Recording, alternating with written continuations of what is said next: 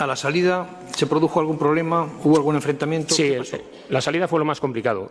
Una vez ya la salida, claro, nosotros desde dentro pues no sabíamos lo que había estado ocurriendo, pero había ido increciendo el nivel de crispación. Entonces, al salir, sí, ya salimos entre insultos, pues fascistas, fuera las fuerzas de ocupación, es un cántico muy manido de ellos, pues hijos de puta, en fin, todo tipo de insultos. Desde los balcones tuvimos que salir a mano izquierda y desde los balcones nos escupían. La gente que estaba arriba en los balcones estaba escupiéndonos.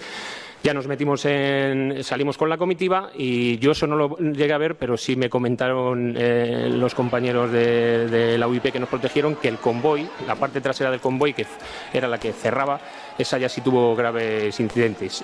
No sé si tendrían que utilizar la defensa reglamentaria, pero sí me consta que golpearon las furgonetas, les tuvieron que bajar varias veces para proteger la retirada. Ellos sí tuvieron, pero yo eso, como digo, es por referencia, no lo vi.